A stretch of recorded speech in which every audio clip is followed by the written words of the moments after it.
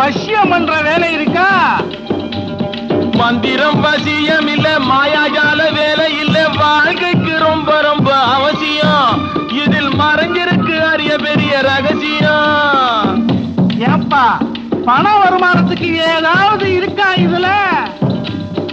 உடம்ப வளைச்சு நல்லா உழைச்சு பாரப்பா, அதில் உனக்கும் உலகத்துக்கும் நன்மை இருக்கு. சும்மா உட்கார்ந்து இருந்துகிட்டு சேர்க்கிற பணத்துக்கு ஆபத்து இருக்கு, அது உனக்கு எதுக்கு? தாயித்து தாயித்து அம்மா தாயித்து தாயித்து. ஏய்யா இதால பொம்பளைங்களை